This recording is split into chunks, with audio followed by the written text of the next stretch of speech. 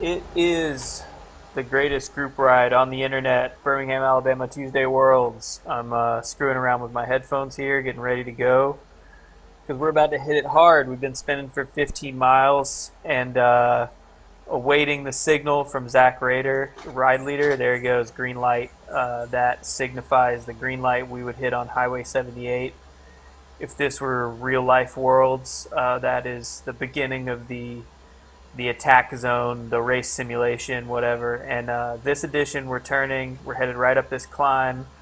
So I think all of the A riders, we want to hit it hard. We want to split it early.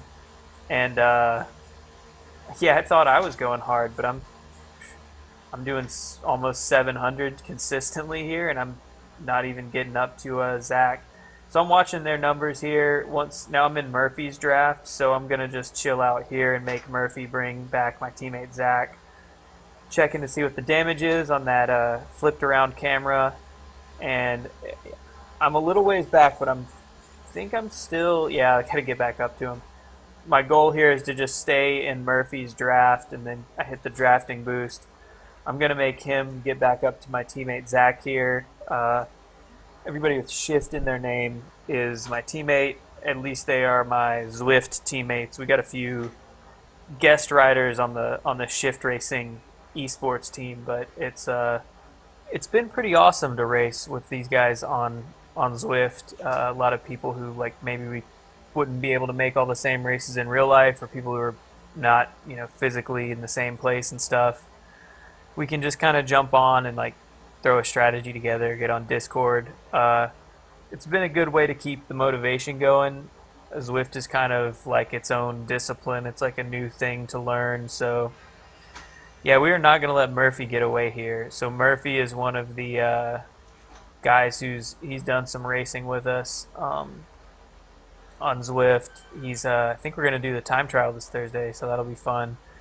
But he's definitely strong. He's so strong that one of the preliminary sprints last week, I think he did like 15 watts a kilo or something for like 5 seconds or so. But his numbers were so crazy that everyone was like, "Who is this M. Davis guy? What is going on here?" So we got a little group going, and I think if this were real worlds, it would be a little easier to work this rotation. But because we are not in a Discord chat that's just us, we can't really coordinate the pulls here. I think that's the one thing that Zwift is missing, is a way to communicate just with people who are like in your breakaway once things sort out. In real life, I would be able to like swing to the left, and then Zach would pull through, and he could swing to the left, and Murphy would pull through, and we could take sort of evenly paced or evenly timed intervals of time in the wind here. But it gets a little messier on Zwift. Not to say that the mechanics are bad, but just it's hard to signal your intention. In the real world, when you flick your elbow and pull to the side, everyone kind of knows what's going on. Yeah, I'm just flipping the camera around to check the damage. We do have a group rounding that corner. Looks like they're on their way back to us. So we're just gonna keep Murphy in sight and keep hitting it hard. We definitely don't want to give it back to these guys. So it looks like they're gonna make the catch. I flipped around to this backwards facing camera because I don't want to get overhauled by these guys if somebody decides to counterattack right when they get up to us. And here goes Payne Griffin. You can see he's got red numbers, and here I go. So that's exactly why I keep that camera flipped around backwards.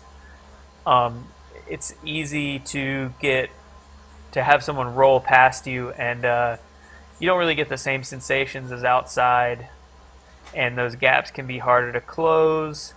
We're coming back into the climb now. That was a quick lap. So we're coming back into this big climb we started on. It's a little different this week, doing the short circuit. It's about 1.6 miles or something. It's kind of a cool format for Worlds, though. I know some other cities do their Worlds like this. I know New Orleans has like a park loop that they use for their Tuesday Worlds. So if you get dropped, you can get right back on when the group comes back around. So it's not quite as like high stakes as Birmingham Tuesday Worlds, which is pretty much like a big, I don't know, 30, 40 mile loop, and 20 some odd miles of that are race simulation. And when you get dropped, you get dropped.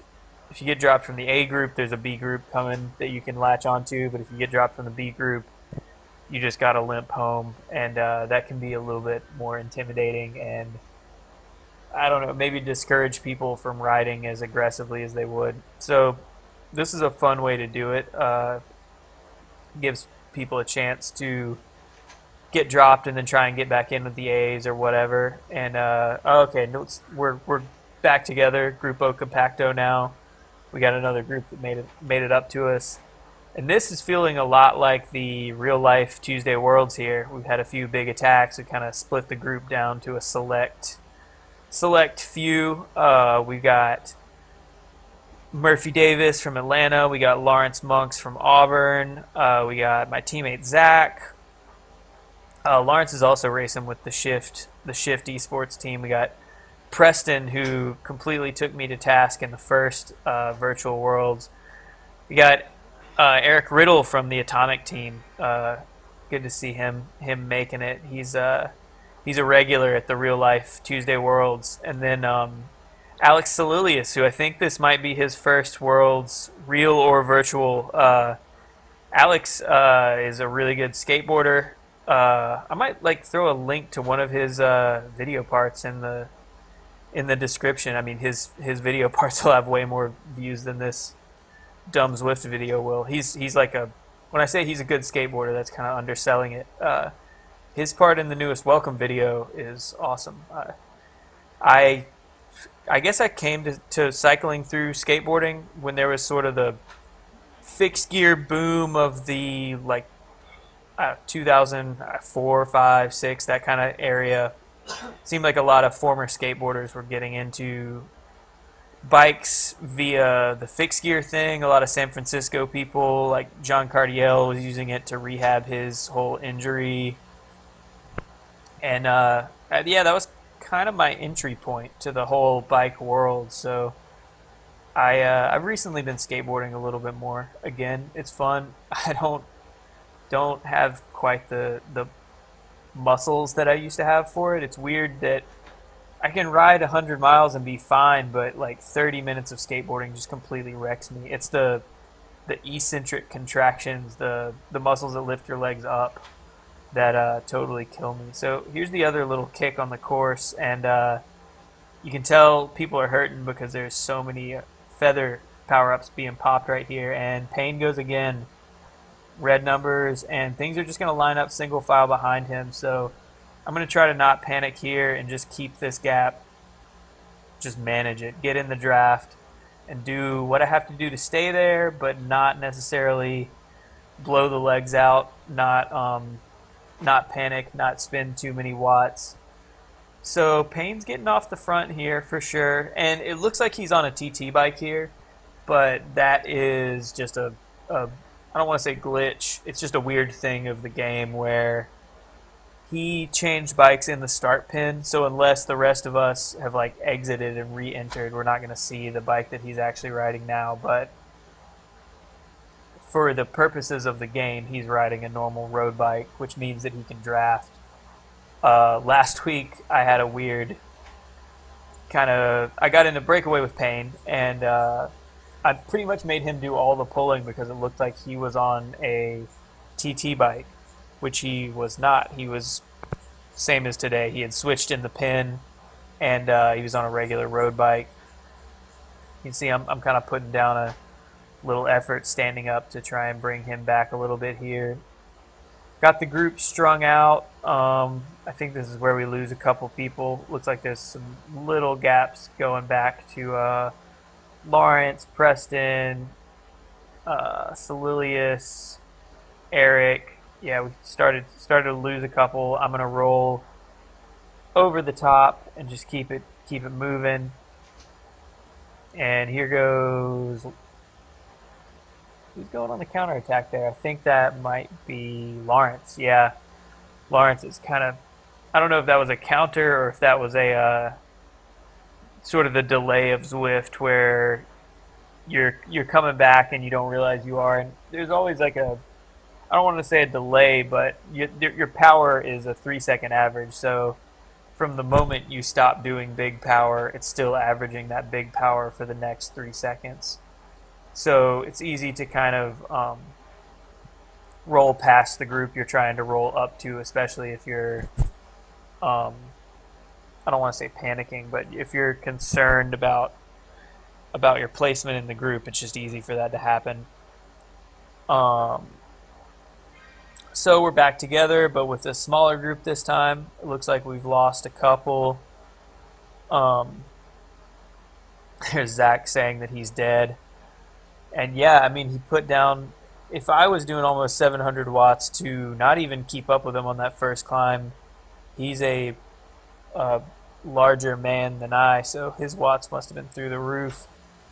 And here we go. I think that was blood in the water to Lawrence, who, saw Zach say that and was like, okay, perfect time to counterattack. So Lawrence, very strong. Don't want to let him ride away, but the big thing here is Payne. After last week, Payne Griffin in the Rafa kit right ahead of me right here. He and I got away together, and he did 90% of the pulling, and I was still smashed at the end of the day. There's Murphy with the super tuck. So I tried to do that a couple of times. I just cannot get the super tuck down. Yeah, here I go. Trying to implement the super tuck, and it gets me put off the back. So I'm not going to try that anymore. But apparently, if you're going over 35 miles an hour, you start putting down 0 watts. You stop your spinning completely. It'll let you get into that super tuck. And Zach's saying he's more dead, which again, probably blood in the water here. This is like real world, so it's a ride of attrition. Everyone's always trying to break that group down. Yep, there goes Payne. He's popping the arrow power up, even though we're on the uphill. And I kind of know that arrow power up's not going to get him as much since we're going uphill. So if I can get into his draft here, I really need to get there as soon as possible, though. And this is tough because we're going downhill, and for me, being a smaller guy, getting there on the downhill is really, really hard. So I'm back in his draft now, and I'm going to just do the absolute minimum to stay here. Really hurting. And he's pulling away from me again. I think he sees me coming, and he's not going to let me just have it. I am in the draft, though. So we're about to make the right turn back onto the climb. Another thing I like about the circuit courses is it gives you a chance to get a lay of the land, so you're not getting surprised by where the moves are going. You're not getting surprised by the terrain. That's I don't know. There's something fun and novel to doing like 100 miles where everything is new the whole time, but it's also like it kind of sucks to lose or get caught out because you just didn't memorize this entire super long route. And we're not all like Cameron Jeffers or like the Wahoo, Lacole team that has a director sportive in our ears on these Zwift races who's looking up the road and telling us like, okay, climb coming up after this turn, you're gonna. We don't have that, so this kind of evens the playing field and makes it a little bit more fair, I guess. I don't know.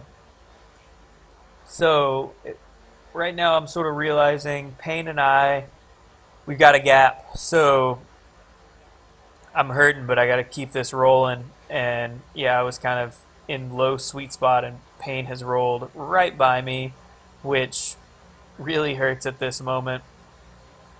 But I know I've got to stick his wheel. He is definitely the danger man today. I will mention, so my teammate Brad Cox, who super strong Alabama state champion, mentioned him in other videos. We've been doing the team time trials together on Thursdays. He actually joined this, so he didn't join this meetup. He tried to join late, by just clicking on me because he follows me on Strava, and then you can like request a meetup or join someone who's already riding that you are friends with on Strava, following on Strava. So he did that. The problem is we're in a private meetup, or when Zach set up this meetup, he chose to hide everyone else who is not a part of this meetup. So when he did that, he actually hid Brad. So Brad joined us, but we couldn't see Brad. So despite the fact that Payne and I are battling off what we think is the front, Brad is actually on his own time trialing probably 20 seconds up the road at this point.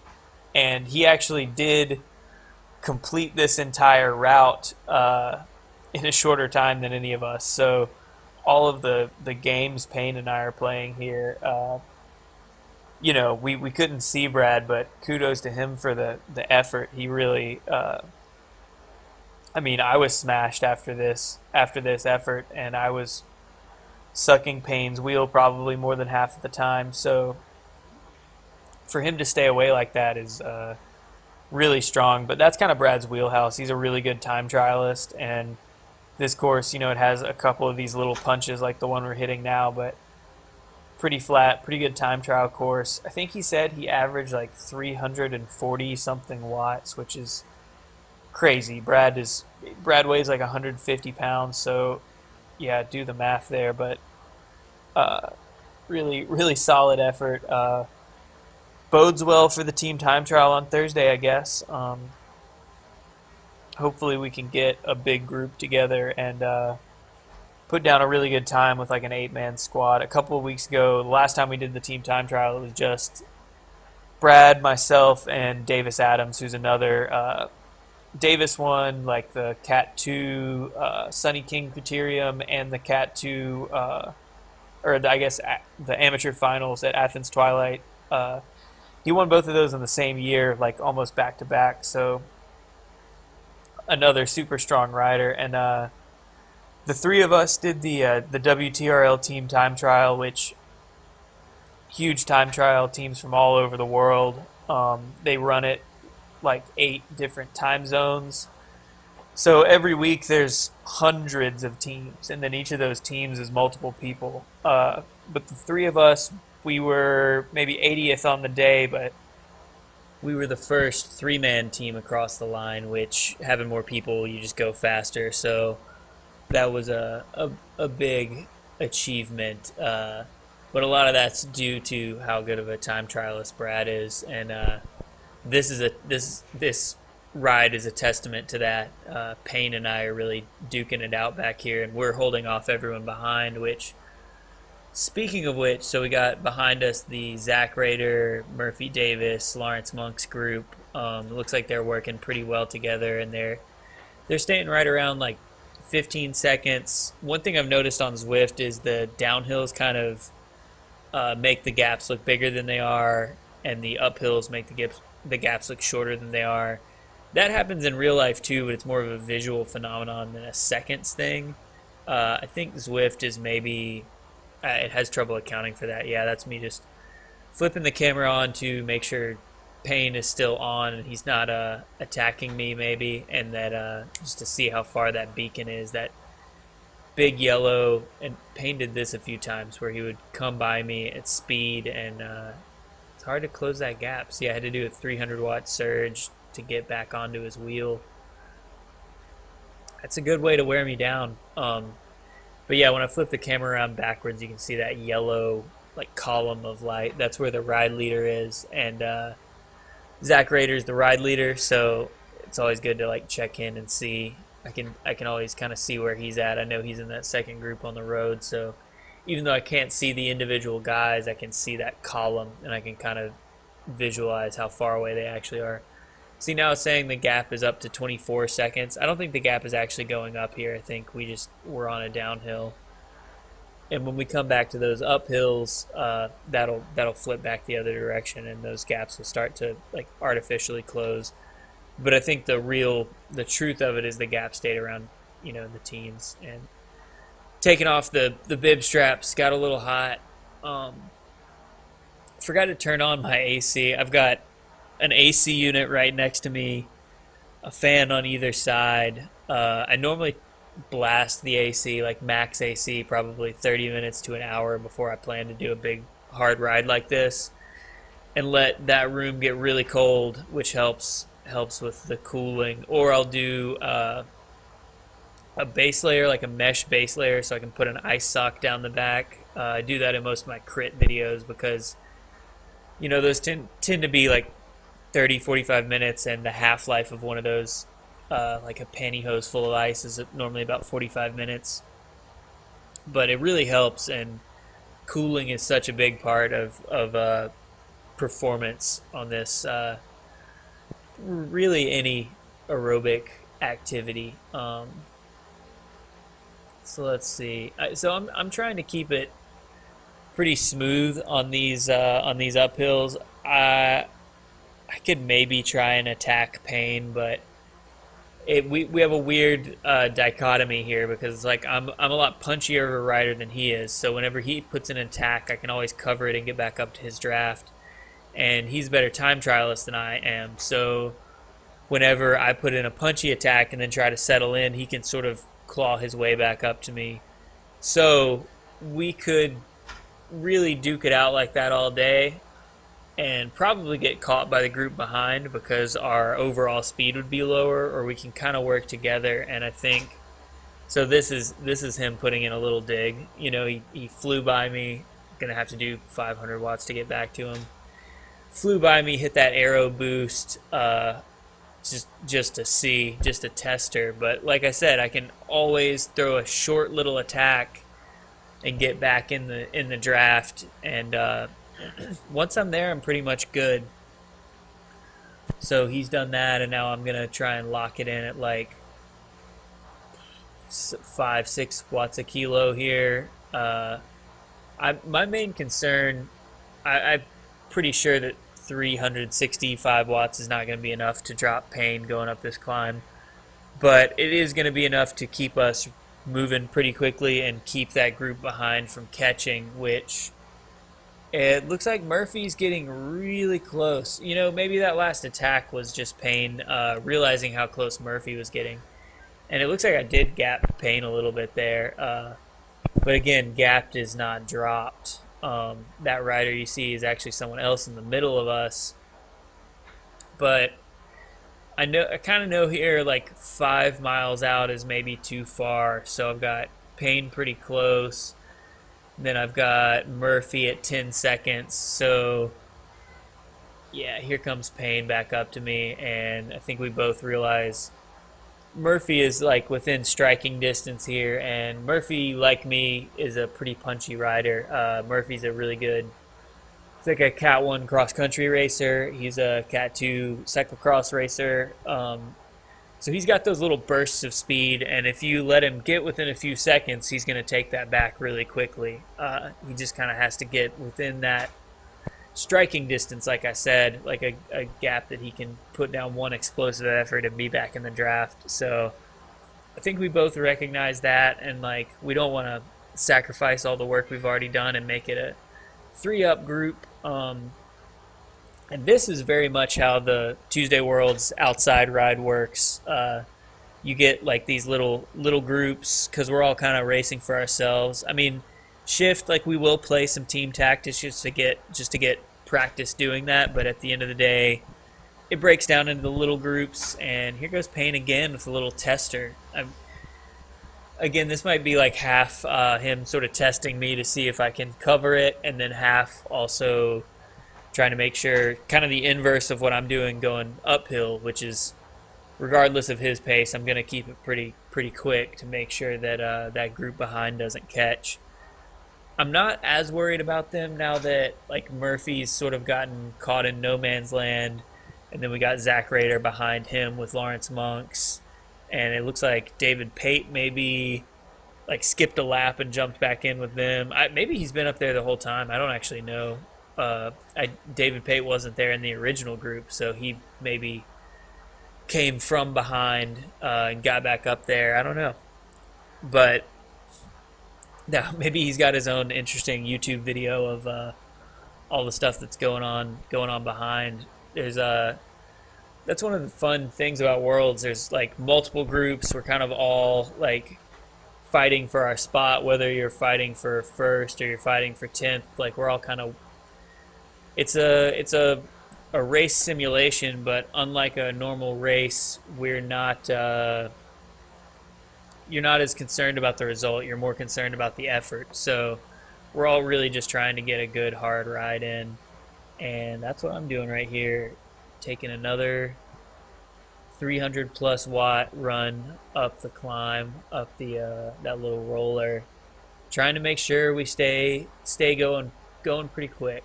Um, so we're within the last few miles here. This is, if this was a real race, this is where we might slow down and start checking up for the sprint. So this is the sticky draft. If you've ever heard someone talk about the sticky draft on Zwift, that was a lapped rider that we were.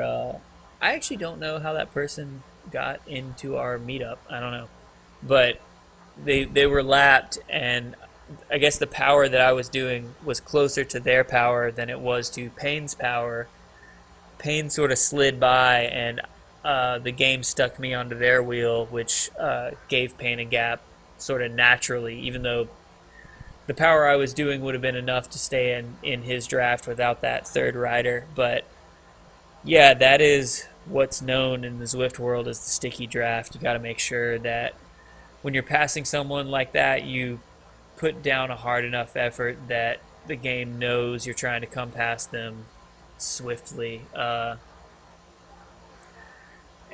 it looks like Murphy is still in no man's land there, but he's definitely still chasing for sure. So I'm trying to do enough that we don't end up with a bigger group to sprint, but I'm also trying to not completely blow myself in these closing couple of miles here. And Payne and I are gonna have a little cat and mouse, I guess. He's already tested me a couple times. Yeah, you can see the yellow beacon back there. Yeah, Payne just said.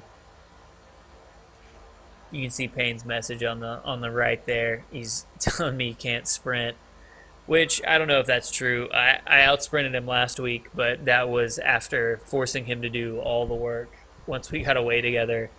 Because again, I thought he was on a time trial bike, which time trial bike on Zwift has no draft at all. So yeah, so I got away from him there a little bit, and that was, yep. So that's a perfect example of I timed that just right. I knew he was back there lurking and thought he might be going for that little sprinter's gap, trying to come by me with speed so he could snap the elastic. So I flipped the camera around and timed it to where I started sprinting right as he came by so that I would get in the slipstream rather than having him just totally roll me. And I think that might have been like his last ditch attempt to sort of take a flyer a few miles out. I'm singing along to something here. I don't know, but it's very important on the indoor trainer. You got to have your music right. I've got my Tuesday Worlds playlist, which, before we hit the go button, I am in a Discord chat that's kind of whoever on this ride wants to get in it, and we get our social interaction done. It's fun to ride around and chat with everybody.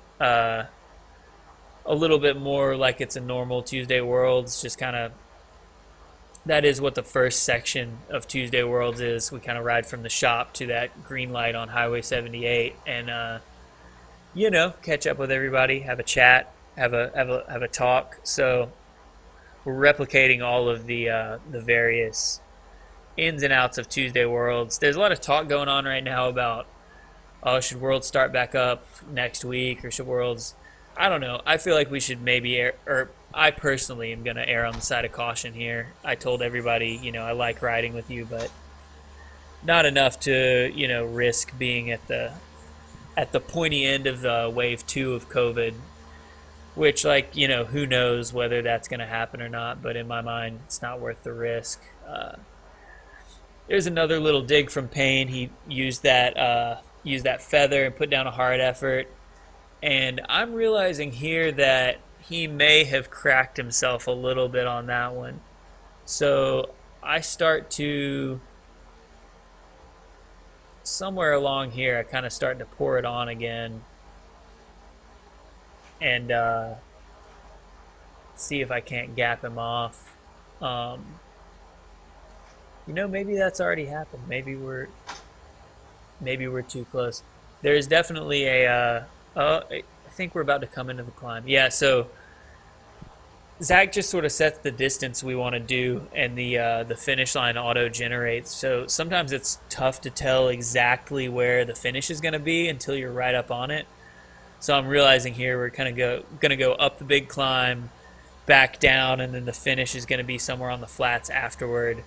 So both Payne and I recognize this is kind of our only chance. So, I know he's going to hit it hard here. He knows I'm going to hit it hard here. He took the opportunity to do a little more a little sooner. And this is where I realize he may have overcooked it because I'm just settling into my sweet spot here and I'm gapping him off. So that was a little check back to see. And I'm assuming he's going to come back to me. I'm trying to keep it fast like this. I say fast, I mean, it's not like I'm really putting it down, although my heart rate's almost 180, which is pretty high for me. I think 190 is like maxed out. So I'm getting up there. I'm definitely hurting. And I start realizing that gap's not coming down. So I'm just going to keep pouring it on here. I'm definitely, as long as he's outside of my draft, I'm going to try to not just hand it to him. And so I've got this camera flipped around. I'm watching him, and I'm also watching our watts per kilo on the right over there. And what I want to do is consistently try and keep mine just a little bit higher than his. And even if he does get back to me, this is going to keep me from giving him a free ride. It's a fine line, though, because I want to be able to sprint myself, which I do a lot better with a sprint that's a hard acceleration than I do with, you're already doing 400 watts and then you kick it up from there.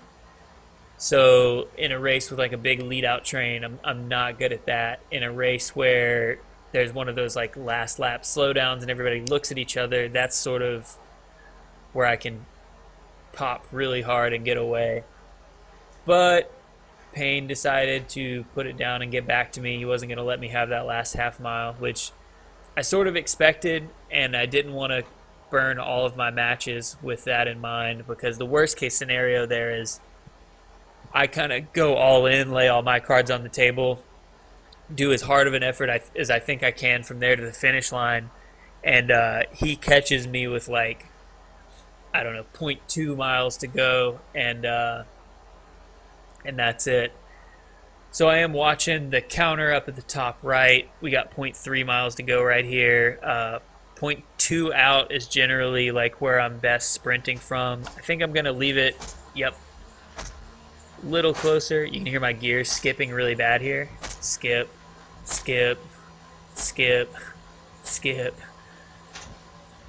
For some reason, it didn't want to go into the 11 today, but that's fine. It finally gets there, and held about 800 watts to the line, which is not crazy for me, but good sprint. Good enough to take it. So that's another one in the books. Tuesday Worlds. Probably doing a little more racing later this week. Have some more videos up. See y'all later. Like and subscribe, I guess.